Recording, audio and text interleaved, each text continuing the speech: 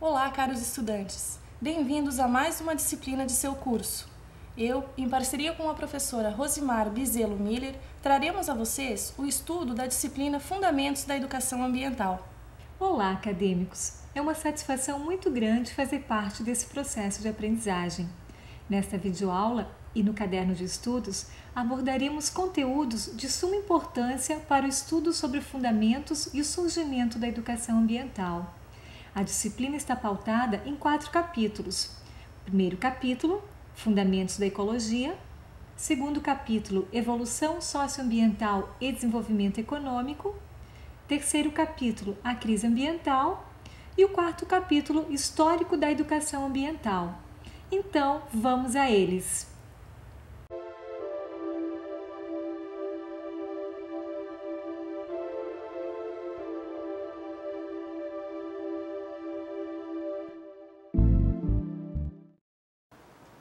Olá!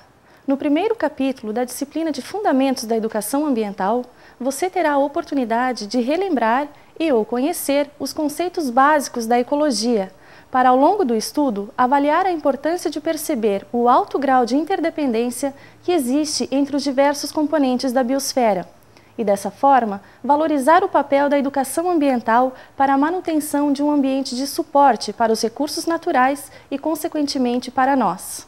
Ecologia é um conceito que a maioria das pessoas já possui intuitivamente, ou seja, sabemos que nenhum organismo, sendo ele uma bactéria, um fungo, uma árvore, um inseto ou o próprio homem, pode existir isoladamente, sem interagir com os outros ou mesmo com o ambiente físico no qual ele se encontra. Ao estudo dessas inter-relações entre organismos e o seu meio físico, chamamos ecologia. Por volta de 1869, o biólogo alemão Ernst Haeckel propôs pela primeira vez o termo ecologia. Derivada de 2 palavras gregas, oikos, casa, e logos, estudo, a palavra ecologia significa literalmente o estudo da casa. Preocupada em estudar as relações existentes entre os seres vivos e destes com o meio ambiente, a ecologia é uma área que está em pleno desenvolvimento e torna-se cada vez mais importante devido à interferência humana sobre os ecossistemas. Entender a complexidade das relações que existem entre o meio biótico, seres vivos, e destes com o meio abiótico, fatores que atuam sobre os seres vivos, tais como luz, temperatura, tipo de solo, entre outros, é uma ferramenta fundamental para gerar mudança de atitude diante dos problemas ambientais. Pare por alguns instantes e analise a natureza à sua volta. Você perceberá claramente que os organismos não existem de forma isolada. Além de estabelecerem uma série de relações entre si, os indivíduos relacionam-se também com o meio em que vivem. Portanto, em um ecossistema, temos a interação constante de componentes bióticos e abióticos. Observe agora uma pequena animação.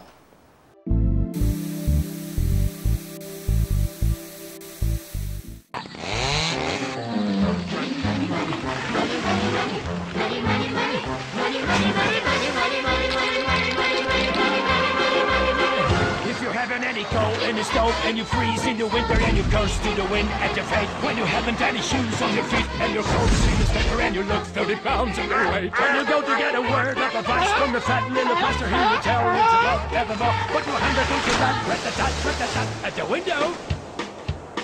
At the window.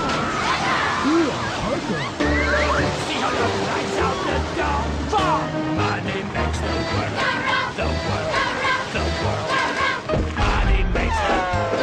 The clinking, clanking sound of money, money, money, money, money, money, money, money. Get a little, money, money, money, money. Now do you get it? Go through the ball, it makes the world go round.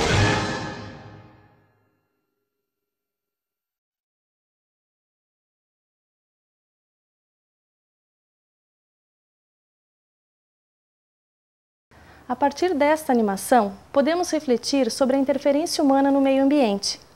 Precisamos mudar nossas atitudes e entender que a preservação dos ecossistemas e dos recursos naturais está intimamente ligada à nossa sobrevivência. Os desequilíbrios ecológicos observados nos últimos tempos podem amenizar na medida em que passamos a conhecer a estrutura e o funcionamento dos ecossistemas e nos tornamos capazes de adotar procedimentos racionais de utilização dos recursos naturais. Ao longo deste capítulo, veremos que a ecologia, assim como as demais áreas, subdivide seu objeto de estudo. Essa subdivisão tem como objetivo facilitar a compreensão das partes que compõem o todo. Observe a figura. Unidades como população, comunidade, ecossistema e biosfera são considerados os principais objetos de estudo da ecologia. Os componentes estruturais de um ecossistema, teia alimentar e fluxo de energia e as relações ecológicas são tópicos que veremos com mais detalhes no caderno de estudos. O estudo da ecologia não se esgota com as informações e conhecimentos tratados neste capítulo. Tópicos como ciclos biogeoquímicos, transferência de matéria e energia, dinâmica das populações, são alguns exemplos do que você vai encontrar no estudo aprofundado dessa ciência. Se essa introdução ao estudo despertou seu interesse, busque mais conhecimento. Veja as bibliografias apresentadas no caderno de estudos e leia mais sobre o assunto. Bons estudos!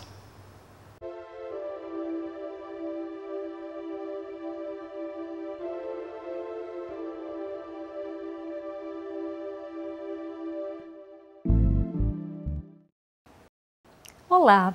Em relação ao estudo que será realizado no capítulo 2, gostaríamos de destacar que o planeta Terra, cuja idade corresponde a aproximadamente 4,6 bilhões de anos, passou por profundas transformações até alcançar a configuração atual, bem como as condições favoráveis à presença de seres vivos. A figura que você está visualizando mostra toda a extensão do tempo geológico do planeta Terra na forma de um caminho espiralado. Cada volta da espiral representa 1 bilhão de anos. A partir dessa ilustração, podemos observar o diminuto intervalo de tempo que transcorreu desde o início da evolução humana.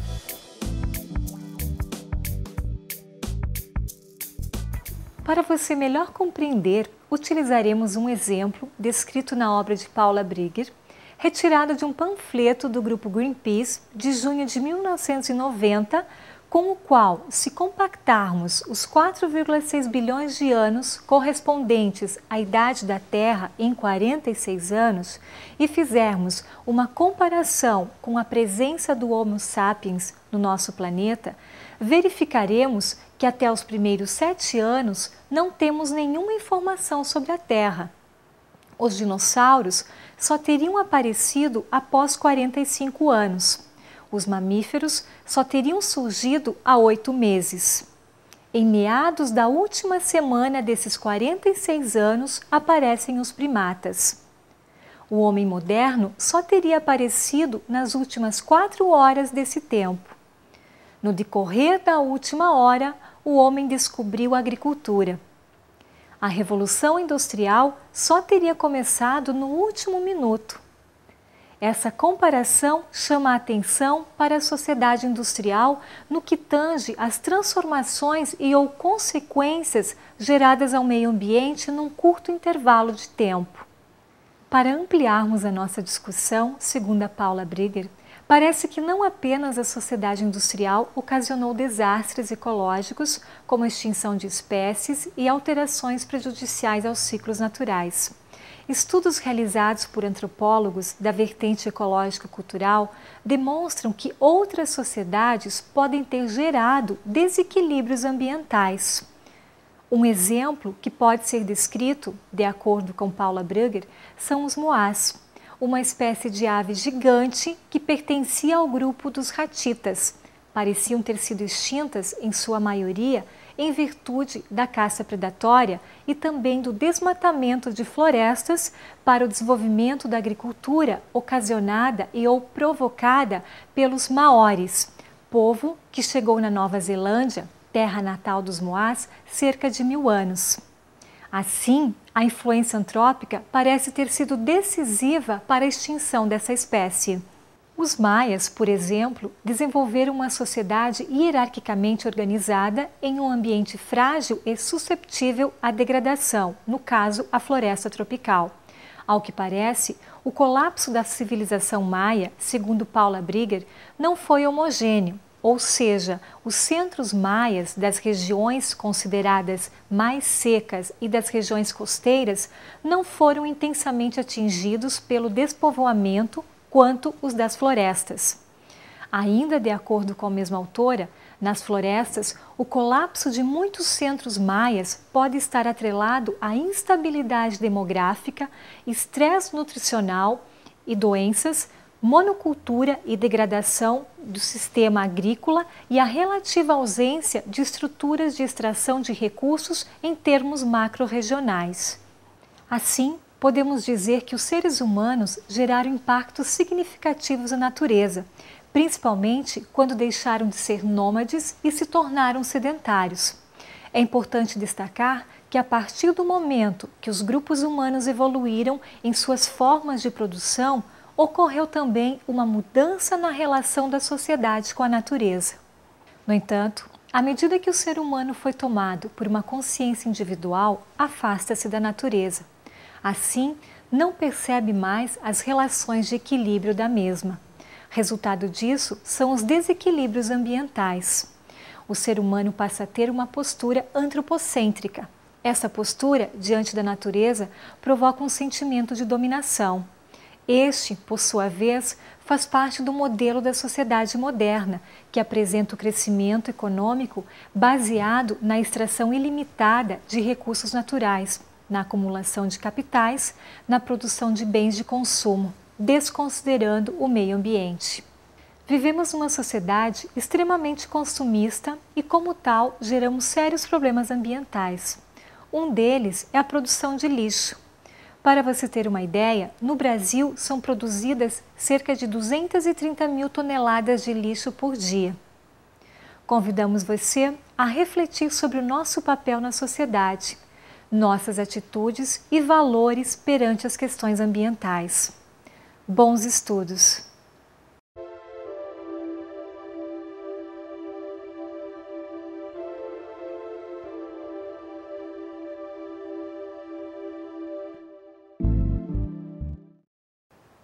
Olá! No terceiro capítulo, estudaremos as configurações da crise ambiental na atualidade e as razões que levaram a este confronto entre meio ambiente e desenvolvimento. Vamos conhecer a amplitude desta crise através dos problemas ambientais globais e, com isso, verificar a urgência de um processo contínuo de educação ambiental envolvendo todos os atores sociais. No capítulo 2, você pode compreender o processo evolutivo das relações entre sociedade e natureza, verificando que o conceito de natureza foi sendo produzido principalmente a partir dos avanços da ciência, resultando em significativas rupturas entre as relações sociais e na relação sociedade-natureza. Traçadas essas relações, percebemos que a crise ambiental tem suas origens na ilusão de domínio sobre a natureza e na cultura exacerbada do ter sobre o ser, com a qual a humanidade conduziu sua relação com o meio ambiente e com seus próprios semelhantes. Assim, veiculados por todos os meios de comunicação, os problemas ambientais e as agressões ao meio ambiente tornaram-se cada vez mais frequentes e visíveis nas últimas décadas, o que pode ter contribuído para este processo aparente de conscientização da questão ambiental. Como vimos em outros momentos no decorrer dessa disciplina, a crise ambiental não surgiu de uma hora para outra, e sim há muito tempo, e se agravou especialmente no período da Revolução Industrial, quando começaram, de fato, as agressões ao meio ambiente. Assim, o nível da qualidade de vida que temos depende diretamente do equilíbrio entre população, recursos naturais e poluição. Um aumento na população sem qualquer tipo de controle, por exemplo, certamente causará um desequilíbrio nesse sistema. A demanda por recursos naturais será maior para suprir as necessidades vitais dessa população, que inevitavelmente acabará gerando algum tipo de poluição. O excesso de poluição no ambiente acaba gerando alguns problemas ambientais em escala global. Podemos citar como exemplos chuvas ácidas, destruição da camada de ozônio, aquecimento global, perda da biodiversidade, entre outros. Ao longo do caderno de estudos, você verá com mais detalhes cada um desses efeitos. Nos últimos tempos, temos ouvido muito sobre o aumento da temperatura média mundial e você já deve ter visto e lido várias manchetes ou reportagens a respeito desse fenômeno. O que veremos agora é um trecho do vídeo Vozes e Clima. Esta série especial, comandada por Marcos Palmeira, traz informações sobre os efeitos do aquecimento global no Brasil.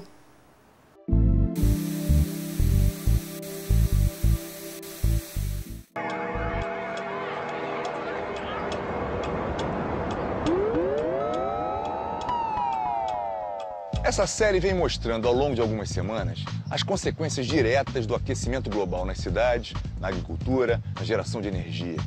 Mas não podemos pensar esses temas isoladamente. Tudo está conectado. Um dano causado a uma região distante na Amazônia pode sim influenciar a agricultura no Sudeste, ou a poluição gerada pelas cidades pode intensificar as secas no sertão do Brasil. As mudanças climáticas deixam muito evidente que o planeta é um só. O Brasil não será o mesmo daqui a 20, 30 anos e a sociedade como um todo sofrerá grandes mudanças. Portanto, a questão das mudanças climáticas não é só um problema ambiental. Ele é ambiental, ele é ecológico, ele é social, ele é econômico. Ele é um problema que deveria fazer parte da nossa matriz de discussão do planejamento nacional como um tema central. O país que não estiver preparado para diminuir a intensidade de carbono na sua economia terá dificuldades de competir no mundo. A responsabilidade histórica e de maior magnitude dos países desenvolvidos não pode servir para os que agora se desenvolvem não assumirem responsabilidades inadiáveis. O Brasil, pela primeira vez, se compromete com metas. O que são metas? São objetivos que são identificados e que são possíveis e passíveis de serem cobrados pela população. Então, quando a gente fala que a gente vai até 2018 reduzir cerca de 70% do nosso desmatamento, isso dá um montante em termos de tonelada de CO2 que vai deixar de ser emitida enorme, coisa que nenhum país do mundo atingiu ou fez até então. Nós vamos conter o desmatamento, plantar mais florestas, investir em energia limpa. E com esse protagonismo, conseguimos o reconhecimento mundial. Agora falta fazer o dever de casa. No momento que a gente termina um ano de crise, com o governo tomando como iniciativa para promover o desenvolvimento do país, o estímulo ao consumo, em especial na indústria automobilística, que além de ser uma das mais poluentes, ela demanda um estoque de recursos naturais enorme, a gente vê que ainda tem muito para andar. Portanto, é o casamento entre discurso e prática que precisa acontecer.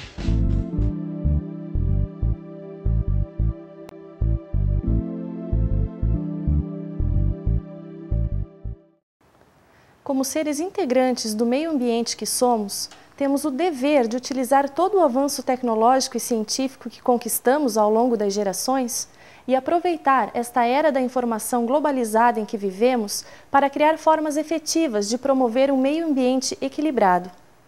Superar a crise ambiental implica não somente conciliar desenvolvimento econômico e social com a proteção do meio ambiente. É necessária, acima de tudo, uma mudança verdadeira no modo de pensar e agir da humanidade.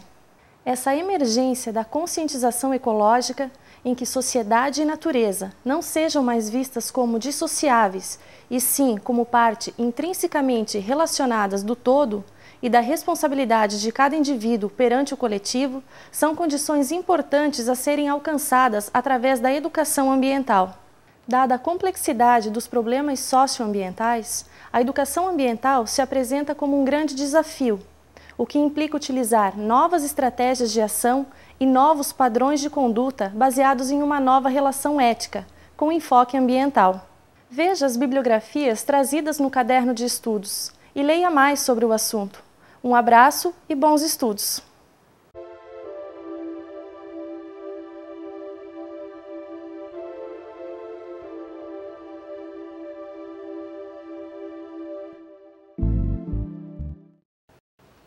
Olá! Para muitos, a marca da história da educação ambiental surge principalmente no início dos anos de 1960, com a publicação do livro Primavera Silenciosa, da autora Raquel Carson. Neste, a autora denuncia a ação destruidora do homem em relação ao meio ambiente. Após o lançamento do livro, várias conferências e encontros foram realizados com o intuito de discutir os problemas ambientais e firmar acordos internacionais. Destacamos a Conferência Intergovernamental sobre Educação Ambiental, realizada em 1977 em Tbilisi, Geórgia, pois foi considerada um dos encontros mais importantes e decisivos para a educação ambiental no mundo. A educação ambiental emerge com enfoque no equilíbrio dinâmico do ambiente. Para Mauro Guimarães, a educação ambiental apresenta-se como uma dimensão do processo educativo voltada para a participação de seus atores, educandos e educadores, na construção de um novo paradigma que contemple as aspirações populares de melhor qualidade de vida socioeconômica, bem como um mundo ambientalmente saudável. A educação ambiental abarca um importante papel de fomentar a percepção da necessidade de integração do ser humano com o meio ambiente. O intuito é promover uma relação harmônica entre a natureza e o homem, mantendo assim um equilíbrio ambiental. Para isso, é necessário a busca por novos caminhos, valores e atitudes por parte da sociedade. Podemos dizer que a educação ambiental é um meio de conscientizar os indivíduos dos problemas ambientais, visando uma participação ativa dos mesmos. No Brasil, a educação ambiental ganhou incentivo por parte das instituições governamentais, principalmente a partir da Rio 92 ou Eco 92. As instituições governamentais passaram a adotar como prioridade o investimento no treinamento e formação de profissionais na área de educação ambiental. Assim, houve uma forte demanda institucional no que concerne à elaboração de projetos na educação ambiental. Destacamos alguns projetos que vêm sendo desenvolvidos na promoção da educação ambiental. Projeto Laros é um projeto de educação ambiental executado pela Universidade Federal de Santa Catarina, que visa contribuir para a formação de uma sociedade consciente da necessidade de conservação da natureza. Projeto Apoema Educação Ambiental é um projeto cujo objetivo principal é divulgar e difundir a educação ambiental. Este projeto iniciou em 1992, a partir da apresentação de uma proposta metodológica de autoria de Berenice Gellen Adams para a inserção da educação ambiental na rotina escolar nas séries iniciais da educação básica. O projeto de educação ambiental Aprendendo com a Natureza tem como objetivo transmitir às crianças conceitos e valores sobre meio ambiente, biodiversidade e a importância de conviver em harmonia com o ecossistema. Além disso, capacita e aperfeiçoa professores da rede pública de ensino em educação ambiental.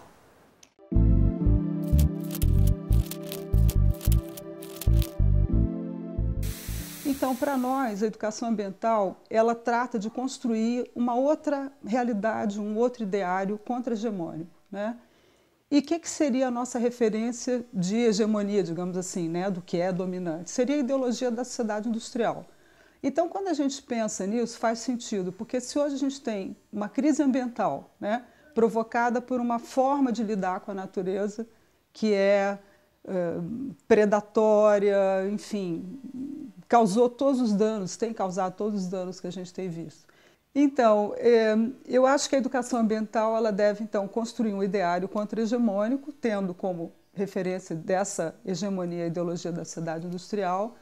Ou seja, o que vai tornar a educação ambiental, talvez essa seja a questão mais importante, não é, por exemplo, a gente escolher um tema ou área, né? Por exemplo, dizem que as nossas áreas, biologia e geografia, elas são áreas mais ambientais, né? Mas aí eu pergunto, por que a filosofia não seria uma área ambiental? Por que as engenharias? Por que a medicina, né? Quer dizer, o que faz com que uma área possa ser mais, digamos assim, receber esse atributo de ambiental, enquanto outras não? Porque, no fundo, todos nós lidamos com o meio ambiente quando a gente entende o ambiente como um todo, né, do qual todos nós fazemos parte, todos estamos construindo. Então, por exemplo, uma vez eu me deparei com um projeto de educação ambiental que visava ensinar as crianças, né, a conhecer melhor os animais e tal, num jardim zoológico. Então, esse é um exemplo muito, digamos, emblemático de como você escolher um tema, por exemplo, lidar com animais, né? Pode não ser uma garantia de que você vai quebrar um paradigma, porque no fundo é isso que a gente precisa, quebrar o paradigma vigente e construir, né, uma nova trama, enfim, uma nova teia. Então, se hoje, né, a gente estaria falando já um pouco do segundo princípio, né? A educação ambiental ela deveria valorizar os ideários mais ecocêntricos ou biocêntricos, né? E abrir mão do antropocentrismo, que é um traço muito marcante na nossa cultura, né? E tem também um termo cunhado recentemente, assim, em termos históricos, né? Que chama-se especismo, que eu imagino que seja um termo bem menos conhecido, talvez até não familiar para vocês, que é uma forma de antropocentrismo na qual nós humanos praticamos um tipo de preconceito contra as outras espécies, né? Nós tratamos as outras espécies como inferiores, né? E achamos que, por sermos superiores no planeta, podemos fazer com elas, né, o que a gente deseja. Então, por exemplo, vejam que no caso de uma educação ambiental num zoológico, né, a gente não está rompendo um paradigma, não está construindo algo novo, a gente está perpetuando um paradigma que é antropocêntrico, né, uma visão de mundo especista, eu diria, e reforçando a ideia, por exemplo, nas crianças, de que os animais têm que estar ali mesmo, presos em jaulas, enfim, né, para serem conhecidos ou apreciados, né, pelos humanos, né? Então, é importante, né, que fora isso, é claro, ideário mais ecocêntrico, biocêntrico, né, a educação ambiental ela também deve ensinar a abrir mão de exercer domínio sobre o outro, né? Porque, no fundo, antropocentrismo, eu estou meio que advogando em causa própria, né? Quer dizer, eu, ser humano, estou no centro de tudo. Assim como também o racismo, né? Que é uma forma também muito hierárquica de lidar com o outro, né? O sexismo, o imperialismo, o capitalismo, né? Todos esses ismos que eu acabei de citar, eles são formas de exercer domínio sobre o outro, né? São formas, então, de ego-ações, eu diria, né? Então, esse seria um traço importante numa educação para construir um ideário novo, contra-hegemônico, né? Também, uma coisa muito importante para a gente entender, que é uma questão pouco compreendida, eu diria, nas nossas universidades, né? Que toda forma de conhecimento ela é metafórica, no sentido mais rigoroso do termo, né? Então, mesmo quando a gente tem lá equações matemáticas fantásticas e tal, e outras ferramentas na tentativa de descrever um determinado fenômeno, em última instância, a gente sempre tem uma metáfora, né? É sempre a gente está lidando com a natureza através de um determinado método, segundo o qual a natureza se apresenta a nós, né? Então, sempre é como se fosse uma fresta, como aquela metáfora da caverna, como se a gente estivesse dentro de uma caverna e a gente consegue, então, uma fresta através do qual o nosso método, por exemplo, científico, a luz pode penetrar e, através daquela fina e estreita, né, abertura, a gente consegue ver um pouco do que é o mundo no qual a gente vive.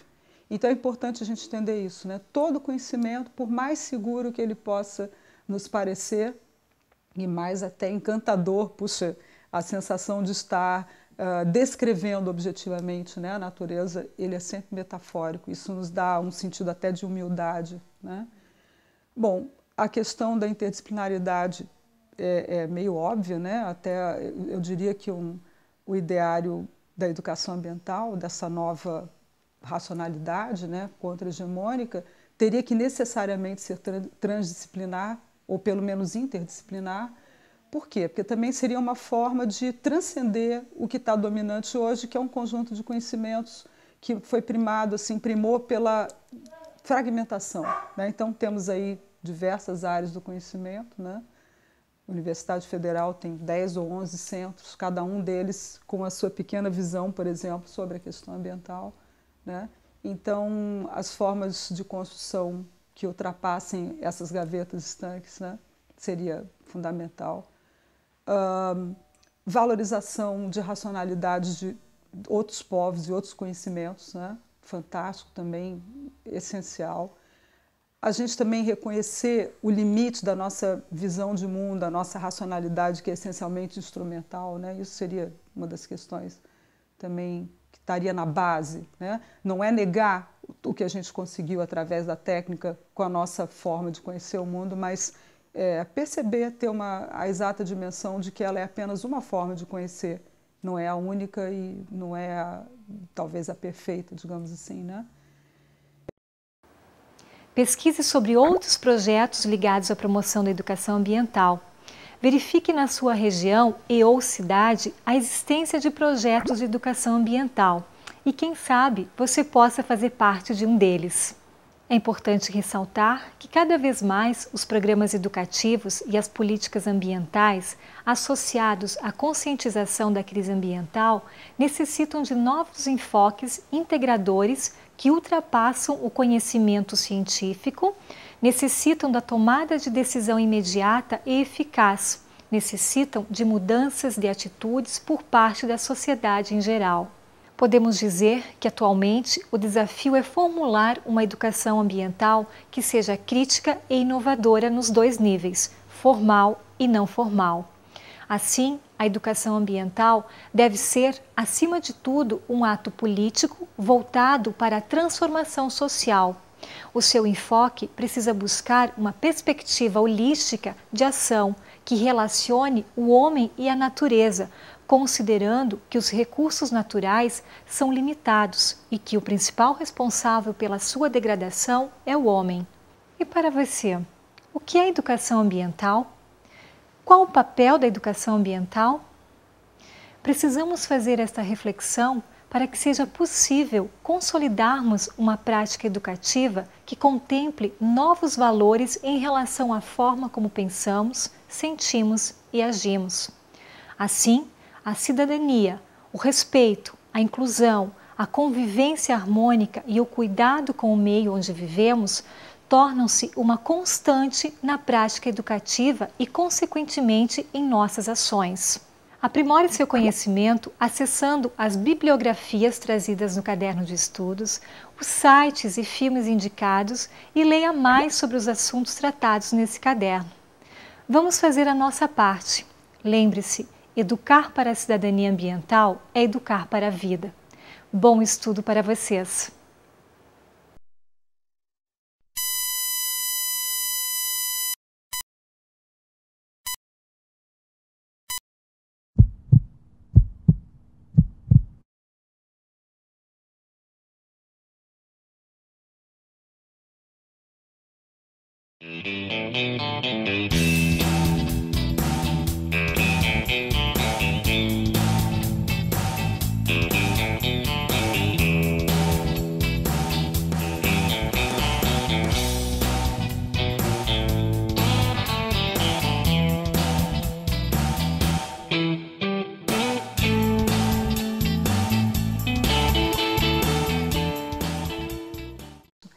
A gente está num ponto muito interessante na história, né? Até esses dias estou tentando terminar um texto que fala um pouco disso.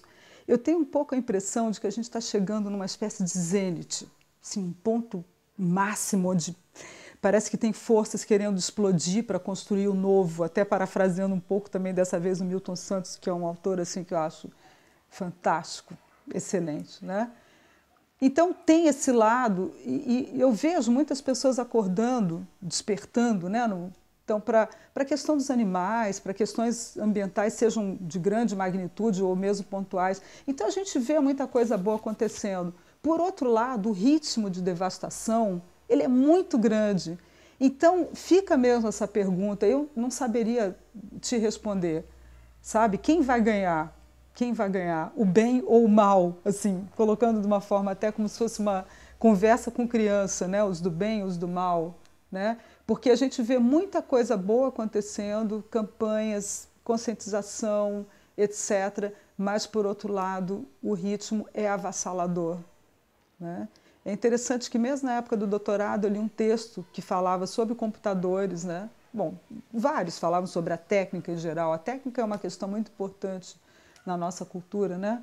Uma vez que a nossa cultura, historicamente, que se saiba pelo menos, foi a que deu maior dimensão à importância da técnica, né? E parece que tudo é mediado pela técnica, a nossa relação com a natureza é mediada pela técnica, com o outro, né? E, então, um dos autores dizia uma coisa muito interessante, Neil Postman, ele dizia, toda técnica tem um viés ideológico, uma predisposição a construir o mundo como uma coisa e não como outra. E depois um outro autor, o Jerry Mander, que texto também muito interessante, colocava essa questão assim, do nosso uso dos computadores de uma forma talvez até meio pessimista demais, eu não sei, mas eu achei interessante que ele coloca assim que enquanto a gente está ali exercendo nossas liberdades cibernéticas, né, simplórias até eu diria, de mandando e-mails e tal uns para os outros, grandes companhias estão com um clicar de mouse movendo massas de trabalhadores e decidindo questões importantíssimas de destruição de florestas e, enfim, decisões ligadas a processos produtivos que são extremamente impactantes, né? Então é muito interessante realmente, porque por outro lado a gente vê a internet, está aí o Obama, é um pouco fruto da internet, né? Pelo menos em grande parte, e a gente vê muitas coisas boas que foram conseguidas pela rede, assim, nesses espaços, digamos, que seriam não dos setores produtivos que comandam as relações no mundo. Então, eu não sei, eu não me arriscaria muito a dar uma resposta. Nesse contexto que vem a importância da educação ambiental, né? Com certeza, toda a importância. Até porque eu acho que tem muitas coisas que a gente aprende a valorizar, que estão muito ligadas a processos que são destrutivos ao extremo, e que a gente poderia repensar tudo, nossa alimentação, nosso vestuário, nossa forma de viver, nossa casa, trabalho, né, as questões que nos dão satisfação, é bem aquela interação da ecologia interior com a exterior, né? Então, talvez todo o veneno que a gente produz para o planeta, ele acaba voltando, não porque seja uma vingança, eu não gosto dessa imagem, a natureza se vinga, não, a gente colhe o que está plantando, né? Então, por exemplo, se eu me atiro do 10º andar e caio no chão e me espatifo, não é o chão que bateu em mim, certo? Eu é que me atirei e estou, digamos assim, recebendo exatamente as consequências do meu ato. E é um pouco o que a gente pode esperar em termos do que a natureza vai nos dar, né? Natureza, que eu digo, é tudo, né? E é interessante a gente notar que esse tratamento eticamente indefensável, moralmente condenável, até eu diria, ele está no cerne de muitas catástrofes ambientais, né? Hoje, a gente vê o que? O próprio ministro da Agricultura reconhecendo que a pecuária é um dos maiores fatores, talvez o principal fator de desmatamento da Amazônia, né? A gente tem toda a mudança climática do planeta, efeito estufa associado à pecuária, tem um estudo recente da FAO, coloca isso, né? De final de 2006, 18% dos gases de efeito estufa vem da pecuária, né? Toda a poluição aqui, para não ir longe, no oeste do estado, né? Pela suinocultura. Então, tem diversas questões que a gente percebe que elas são, ora, tem um veio ambiental muito forte, ora, são questões meramente ou puramente, intrinsecamente éticas, né? Que são questões moralmente condenáveis, por exemplo. Você causar sofrimento sem necessidade a outro ser vivo que sente, que pensa, né? Porque hoje todas as barreiras entre nós e os outros animais, elas estão praticamente destruídas, né? Antes dizia, eles não falam. Não, eles falam. Nós é que não entendemos o que eles falam, né? Assim como eles também não entendem bem, assim como eu também não entendo quem fala grego, né? Eles não pensam, não, sim, eles pensam. Eles não se reconhecem como pessoas, sim, muitos se reconhecem. Alguns filósofos, inclusive, querem estender direitos animais e colocar alguns animais na categoria de pessoa, exatamente por questões assim. Então, eu acho que a gente, nesse início de século, a gente tem um desafio muito grande pela frente. E esse desafio, quanto mais a gente conseguir ver os elementos desse desafio integrados, concertados entre si, né? Concertados com C, como uma grande orquestra, né? Na qual, como eu falei, um elemento que aparenta ser unicamente ambiental, a gente vai puxar o fio da teia e vai ver que tem questões éticas, tem questões políticas, questões econômicas que estão profundamente enraizadas ali. Quanto mais cedo a gente perceber, parafraseando Capra, as conexões ocultas, né? Eu acho que mais facilmente a gente vai conseguir dar o passo que o planeta precisa, nós precisamos, né? Eu acho que o nosso estilo de vida tem demonstrado suas falhas em inúmeros setores, né? A questão até de interior mesmo, de felicidade. Agora me lembrei de um outro dos princípios, quer dizer, somos um, né? Um só. Quer dizer, a biosfera, a noosfera, a esfera das ideias, elas estão interconectadas. A gente é o que a gente pensa, a gente é o que a gente come, a gente é o reflexo das nossas atitudes, né? Então, essa conexão da ecologia interior com a ecologia exterior, ela é, né? Bom, se a gente for para a física, então, ponto de mutação, né? Um dos clássicos, né? Eles colocam isso de uma forma muito clara, muito evidente, né? Olha, eu, para ser bem sincera, eu não tenho acompanhado muito, sabe? Nas escolas, enfim, mesmo na própria universidade, a gente tem grupos que trabalham com a questão ambiental, grupos que lidam com a educação ambiental, mas é um pouco assim, ainda uma quimera, né? No sentido de cada um com a sua visão, cada cabeça uma sentença. Foi interessante até na época do doutorado, né? A tese foi sobre comunicação e meio ambiente. No final eu fiz lá um estudo muito singelo sobre a mídia, né? Tentando desvelar um pouco a forma como a natureza aparece na televisão, digamos assim. E, bom, procurando me fundamentar melhor, um dos livros que eu li, nem os editores tinham um acordo entre eles sobre o que era uma matéria ambiental ou não. Por exemplo, hoje de manhã ainda comentei isso com os alunos. Educação ambiental. Educação, a mídia está fazendo o tempo inteiro. Aí a gente poderia pensar, então eu vou fazer um estudo sobre a parte de meio ambiente que vem nos jornais, isso para falar um pouco do espaço não formal. Mas, assim, é impossível fazer isso, né? Porque você tem lá uma parte de meio ambiente, mas a parte de economia também está falando de meio ambiente. A parte de, sei lá, de política, de esportes, tudo, na verdade, está entrelaçado. E eu acho que nas escolas o que acaba acontecendo é um pouco isso também.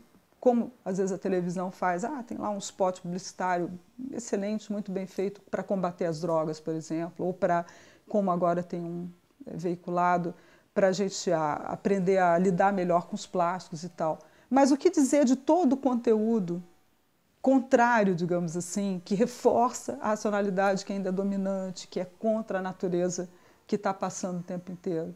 Então, eu acho que nos espaços de educação formal acontece um pouco isso. A gente tem espaços, ilhas, como eu falei antes, né? Tentativas que eu acho que são muito bem, digamos assim, eu parabenizo as pessoas, acho que elas são bem intencionadas, né? Mas eu não sei se a gente vai conseguir dar um passo qualitativo importante enquanto forem tímidas nesse sentido, né? Que seria fazer com que a educação como um todo, inclusive nos espaços não formais, fora das escolas, televisão, outdoor, né? Que a gente pudesse ter, então, uma veiculação de valores que nos integrasse mais com o nosso planeta. A gente tivesse relações mais harmônicas, a gente pudesse ter uma visão mais crítica, mas ao mesmo tempo também mais amorosa, mais compassiva, enfim, mais integrada com esse todo, né? Eu acho que seria, de uma forma muito enxuta, basicamente isso. Se a gente diz que a educação tradicional é não ambiental, né? Bom, quais são os valores dessa educação? Da sociedade que não tem sabido lidar, que é a nossa sociedade industrial. E que valores estão profundamente arraigados? Então, por exemplo, o antropocentrismo, né? E o caráter pragmático do conhecimento. Isso aí o Carlos Walter, vocês devem ter visto no meu livro, que eu cito muito, Carlos Walter Porto Gonçalves, foi meu orientador no mestrado, e eu acho que ele pontua isso muito bem, porque a gente procura e é muito interessante como, na maioria das vezes, a gente acaba caindo muito nesses dois traços, né? Ou o antropocentrismo, por exemplo, toda essa questão agora da causa animal, defensores de direitos, ela, no fundo, é uma derivada do nosso antropocentrismo, né?